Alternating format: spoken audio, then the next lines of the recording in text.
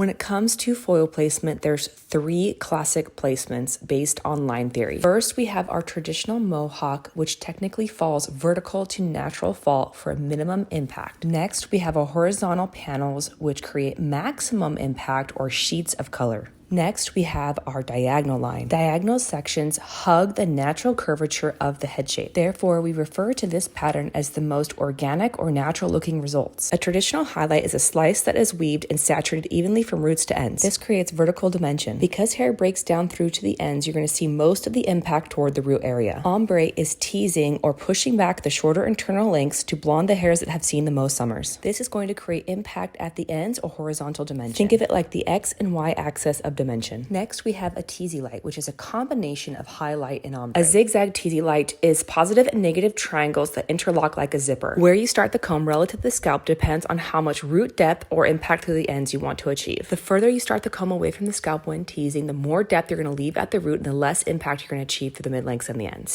Here we have our 3 techniques. Highlight, which creates detail impact to the scalp. Zigzag teasy lights for ribbons of dimension with a built-in shadow root. And ombre for bold blonde ends. Now we decide where to use these techniques. Where do we need detail to the scalp? Where do we need impact at the ends? And where do we need ribbons? Let's break down the head into 3 zones. First, we have zone 1, which is the hairline from front to back. This is where we want maximum impact. We want that internal blanket of ombre, detail the scalp, and ribbons running throughout, and therefore can use a combination of all 3 techniques. Next, we have our zone 2. This is the area where the sun literally does not shine. The internal section is above the hairline and underneath the top crown. Here we want minimum impact or just the ribbons, so we can get away with using only zigzag teasy lights. No need for detailed highlights or ombre tip out. Last, we have the zone 3 or the top horseshoe. Here we want to create medium impact. We do want to see some detail to the scalp, but we also want to have a built-in shadow root with dimension, so we can do some highlights and zigzags for a combination of glitter strands and ribbons. This is how I came up with my lock stitch foilage pattern, dividing the head into 3 zones: hairline, internal, and top horseshoe. Using the technique of highlights for details of the scalp only in the front hairline and the top horseshoe section. Placing the foils horizontal to natural fall to maximize the impact with less foils. Next, we have our zigzag teasy lights. These ribbons of color with a built-in shadow root are going to be used throughout all sections. Chunkier triangles and deeper teases are going to be used in the internal section to power through that dense area where the sun don't shine. Lastly, we have our technique of ombre tip out. We want an internal blanket of blonde in the zone 1 area, hairline front to back, with dimension veiling over the top. We don't want this to fall square with a horizontal line of gradients. We want a round shape in the ombre for it to fall high to low from front to back. So be sure to over direct your ombre forward before teasing and tipping out.